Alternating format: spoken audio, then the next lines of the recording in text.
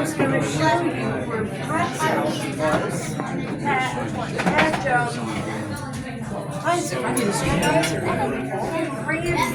So you know where I am. And to answer any questions, yes, the French onion soup is all that. The wide crock was smart because if you like cheese, it actually allows for more cheese than soup, just about. But anyhow, it's real good. Real, big soggy crouton in the middle, and lots of real onion.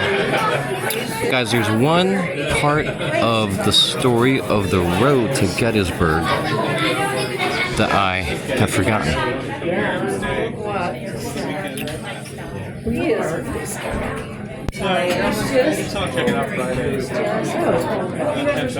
But one little thing I want to remind folks of, and it's really pertinent to the story of the road to the Civil War. And this is where we're going to start.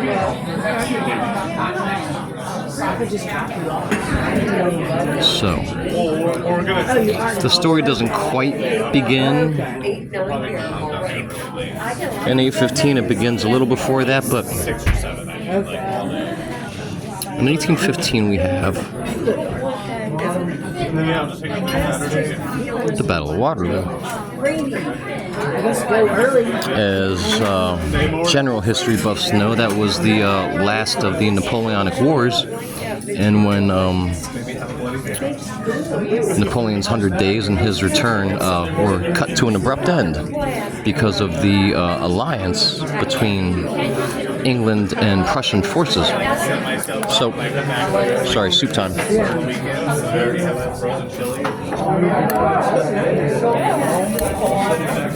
That's good. So, now if you look this up, I want to give you a warning. If you just Google, and you don't know anything about this, and you just Google the Battle of Waterloo, automatically it's going to tell you that it's an anti-Semitic conspiracy theory. That is hogwash. And the links, I'm going to leave you a link to the Rothschild website itself. Okay? On the website, it states that yes, Nathan Mayer Rothschild. There are so many Rothschilds, I hope I'm not getting them mixed up. Sorry about that.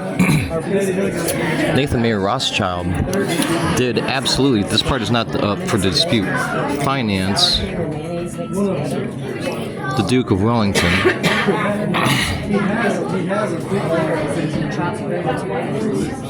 Okay.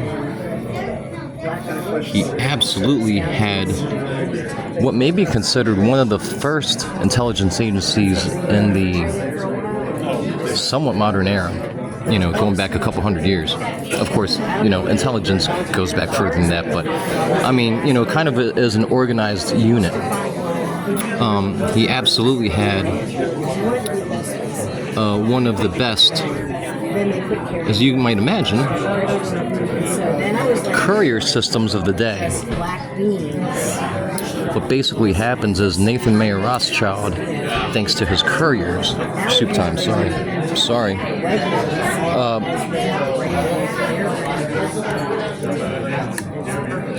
This is good. He knew in advance that Napoleon was going to lose.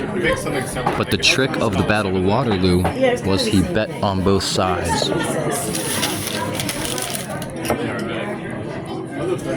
Okay. This is just some background, guys. Alright. We're going to skip just a couple of decades. Nope, I'm sorry. Well, we are going to skip a couple decades, and I'm going to get to a man I've mentioned a bit, and a man I certainly hope people research more. He's a very enigmatic figure, and it's not beginner stuff. It'll take some digging.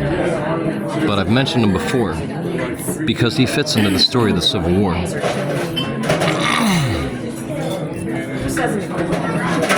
George Peabody is making a name for himself right before the war And he is basically the first American agent of the Rothschild banking dynasty.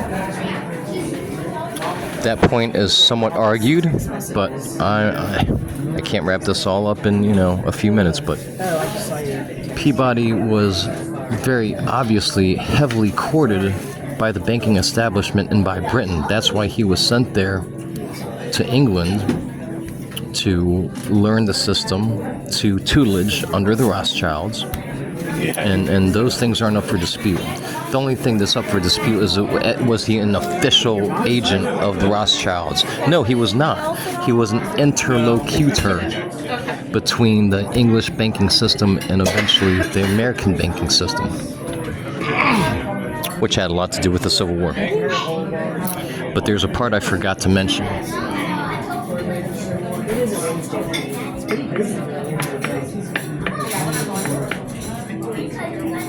I guess this place just stays hot and probably. Get you spot.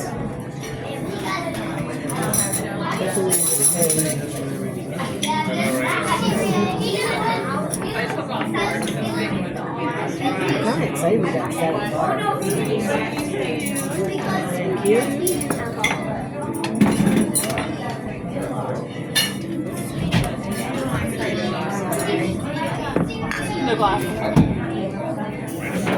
You guys see this?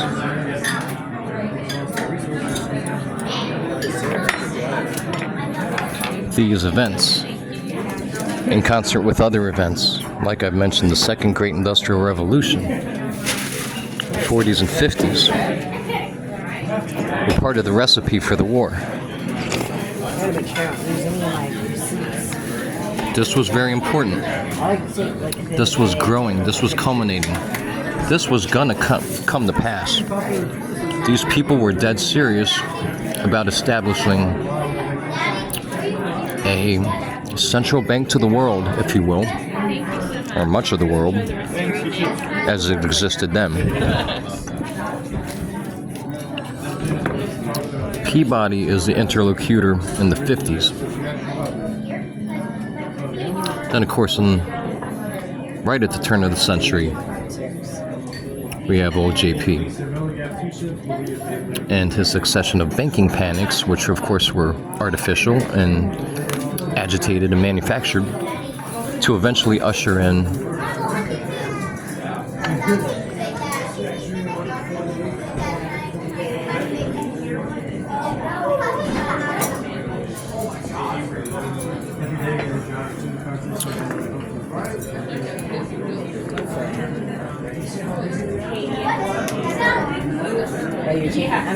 here's another name most people won't know. Well, can you just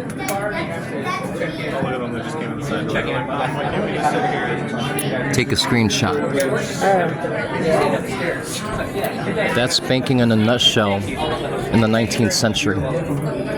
This is extremely important. I tell you folks all the time, all wars are bankers' wars. Well, I cover Gettysburg, and I'm not covering banking primarily, understand? But it's hard for me to talk about the origins of the Civil War without talking about money.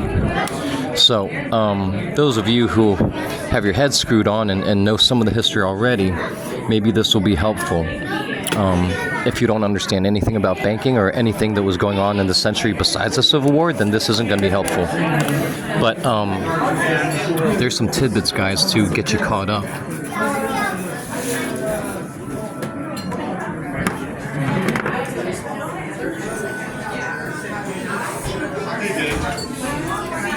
This is all very important.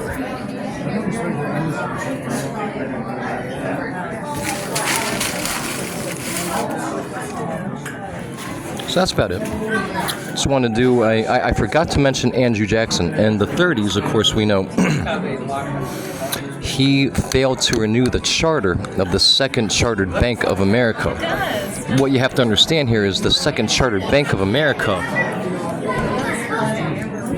was really just a project of these folks. You see, Britain failed to physically rein us in or to militarily rein us in.